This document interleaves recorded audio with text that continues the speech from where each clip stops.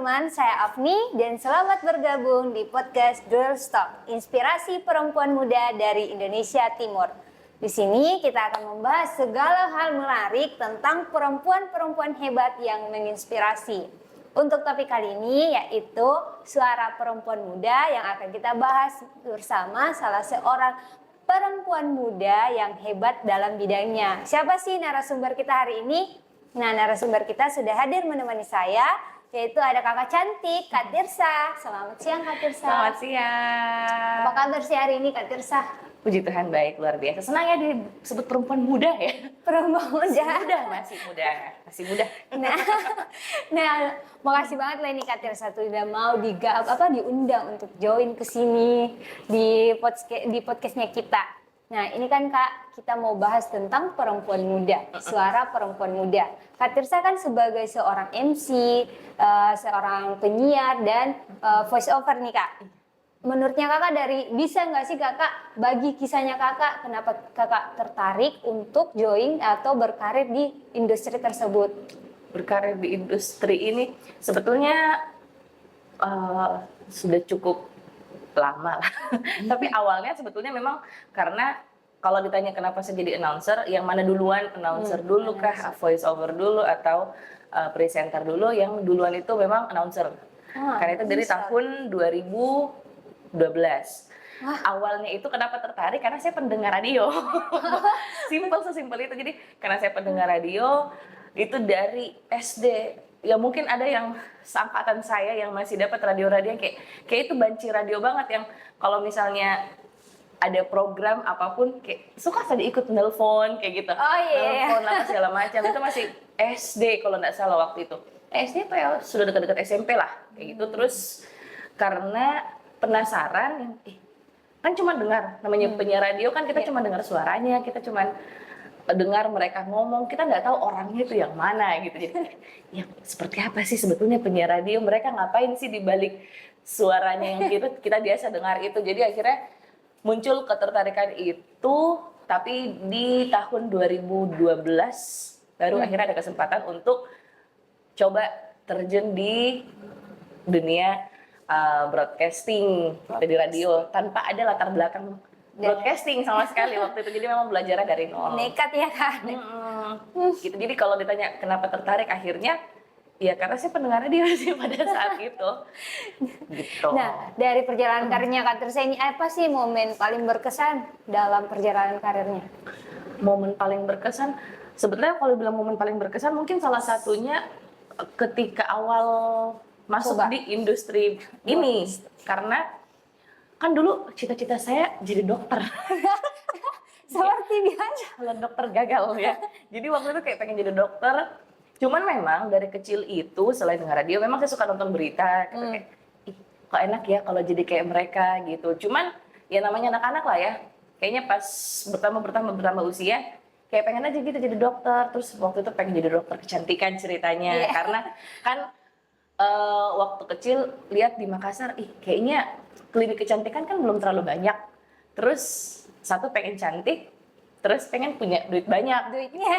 Kayaknya kalau saya jadi dokter kecantikan boleh deh, karena bisa sekalian ada bisnisnya gitu kan. Ternyata ya Tuhan berkehendak lain. Akhirnya di pas kuliah pun kayaknya memang garisnya itu beda-beda semua. Jadi saya tuh basicnya pendidikan, tapi nggak tahu kenapa akhirnya terjun di broadcasting. Padahal dulu cita-citanya dokter ya. Akhirnya ya itu jadi salah satu momen yang salah satu momen yang paling berkesan sih sebetulnya buat saya, karena awal terjun sampai sekarang ternyata gitu. Awalnya cuma penasaran. Awalnya saya cuma coba-coba. Nih Kak, dalam perjalanan tadi nih, kan daripada saat mulai terjun, pasti ada dong tantangannya.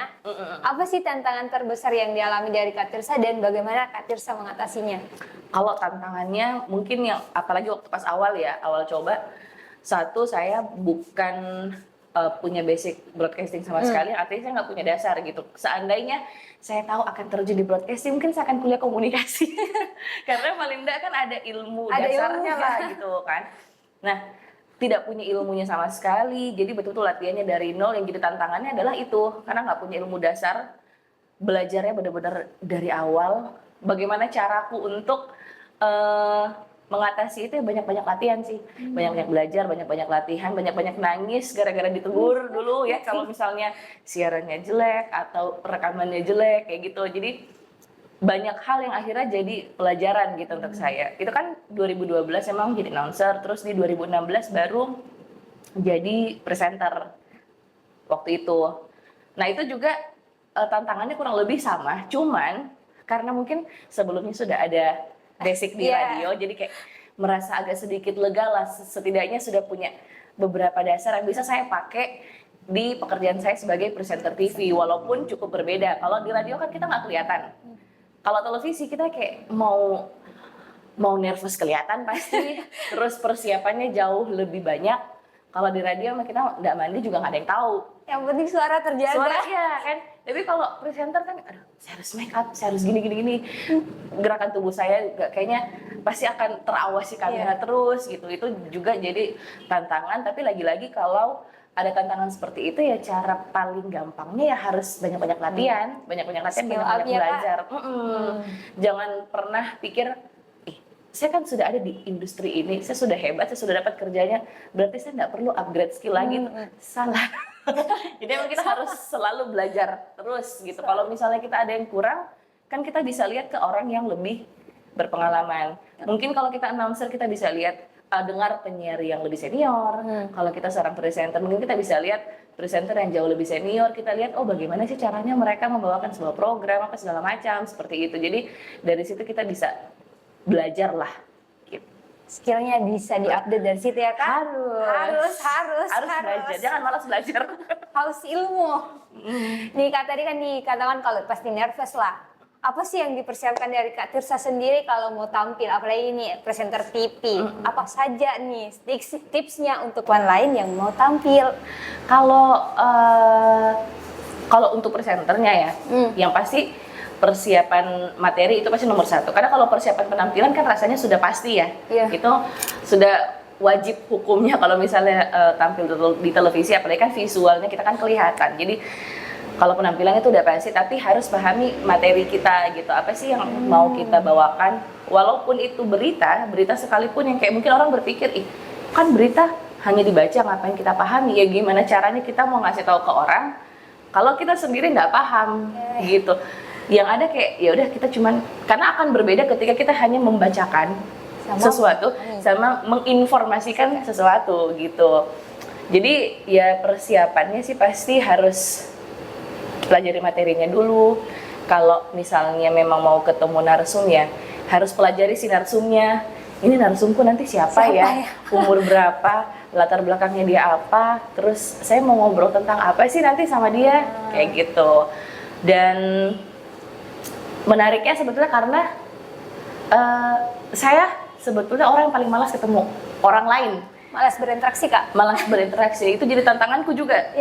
Jadi ingat jadi tantanganku waktu awal jadi announcer. Saya tuh tipe yang tidak suka memulai pembicaraan dengan orang lain. Jadi bayangkan ada narasumber di situ, itu saya pernah kena tegur karena ketika off air, narsumnya saya cueki. Yang kayak saya mau ngomong, saya nggak tahu mau bilang apa. Tapi dari situ akhirnya saya belajar, oh kita harus ngobrol sama narsum biar bisa bisa lebih ngeblend lah sama narsum. Dan dari situ, kenapa itu yang bikin saya bertahan sampai sekarang? Karena dari situ saya mendapatkan banyak cerita gitu dari para narasumber, entah itu di on air ataupun off air. Jadi kayak menarik rasanya kan, oh setiap orang ternyata punya cerita yang beda-beda gitu. Ternyata tambahan ilmu juga ya Kak? Iya, jadi kayak dapat pengalaman hidup dari mereka juga. Itu akhirnya yang, oh ternyata asik yang ngomong sama orang gitu. Nih Kak Tirsa kan udah dari 2012. Pernah nggak sih dapat tantangan dari dukungan orang tua mungkin yang bilang, nggak usah deh kerja gitu, apalagi kan kita sebagai perempuan nih. Ada nggak sih Kak? Kalau bilang jangan sih, ya puji Tuhan karena keluargaku itu sangat mendukung lah apa yang saya pilih ya. Walaupun mungkin awal kayak, kok yakin ini mau jadi penyiar terus? Ya yakin sih. Dan sejauh ini dari dulu juga kayak mereka selalu dukung saja sih, yang kayak misalnya apapun yang saya lakukan selama itu memang tidak merugikan orang lain juga. Dan toh juga itu sesuai dengan apa yang saya mau, karena kalau kita lakukan sesuatu yang kita suka, kita lakukan sesuatu yang kita cintai, walaupun kata orang jangan terlalu so idealis lah bla bla bla gitu, cuman kan balik lagi kalau kita kerjakan sesuatu yang memang kita suka, kita cintai, pasti kan akan sepenuh hati. Itu akan mempengaruhi hasilnya pasti. Kalau kita lakukan sesuatu setengah-setengah, ya pasti hasilnya juga beda lah. Gitu. Tapi memang ya support dari keluarga selalu ada Kak. Pasti. Nah ini Kak, kan kita bahas tentang suara perempuan muda. Gimana sih menurut minta pandangan dari Kak Tirsa sendiri? Bagaimana sih menurutnya Kak Tirsa dari teknologi saat ini? Bagaimana itu bisa memfasilitasi perempuan untuk menyuarakan pendapatnya? Dan apakah Kak Tirsa pernah berpikir gak sih untuk menggunakan pekerjaannya, karirnya untuk membantu perempuan menyuarakan suaranya? Oke.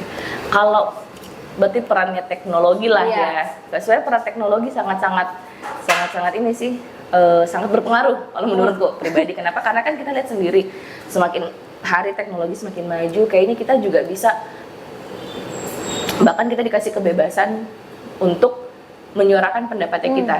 Mungkin zaman dulu karena sosial media belum kayak sekarang, jadi belum terlalu banyak perempuan yang nampak ya kan, kecuali memang mereka punya pekerjaan tertentu yang akhirnya bikin mereka muncul di permukaan dan akhirnya berpengaruh ya kan. Tapi kan zaman sekarang akhirnya banyak semua bisa tuh. Iya, jadi banyak konten-konten kreator, entah itu yang formal ataupun non formal cara ngomongnya, tapi paling tidak mereka bisa menyuarakan apa yang selama ini mungkin perempuan-perempuan lain itu tidak bisa suarakan.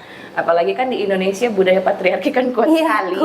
Nah itu kan biasanya akun-akun bukan akun receh juga sih, cuman kayak akun-akun yang ngobrol-ngobrol biasa aja itu kan ada entah di TikTok atau di Instagram, itu banyak banget yang perempuan bisa lah mereka akhirnya menyuarakan yang mungkin selama ini hanya ada di pikirannya kita.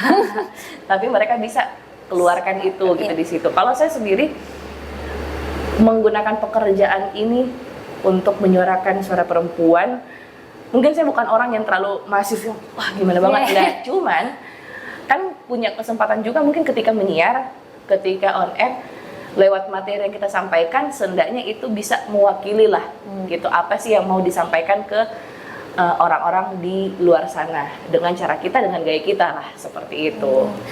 Terakhir nih Kak, dari Kak Tirsa, apa sih mungkin ada pesan utama yang mau diberikan sama teman-teman perempuan-perempuan lain di luar sana yang mungkin tertarik kayak mau jadi Kak Tirsa ini? Boleh dong Kak kasih tips, strategi, sarannya. Jangan jadi kayak saya sih. Jadi lebih. Oke sih Kak. Jadi kalau misalnya kalian memang mau jadi seorang announcer ataupun presenter ataupun voice over talent, kuncinya sih cuma satu. Kalau memang kalian sudah betul-betul yakin kalian pilih itu, ya pelajari industrinya gitu. Yang satu sih harus tahu dulu industrinya seperti apa. Kira-kira saya bakal kedepannya itu kayak gimana ya kalau saya terjun di industri itu kan kita pasti harus tahu, harus banyak belajar juga, jangan cepat sebetulnya klasik sih, semua orang pasti sering bilang ini jangan cepat puas, tapi memang betul, karena kalau kita masuk di industri apapun, mau itu di industri kreatif, broadcasting, apapun itu, memang kalau kita orang yang cepat puas, ya sudah kita bakal stuck di situ gitu, kita nggak akan upgrade kemampuannya kita, apalagi kalau sudah saya udah sering dapat job, saya sudah sering dapat project, ya ngapain saya belajar lagi, itu kan biasa orang seperti itu. Nah itu janganlah, kalau misalnya kalian memang tertarik di industri ini, ya pelajari industri dan pelajari ilmu-ilmu dan teknik-tekniknya gitu, karena saingan ada di mana-mana sayang.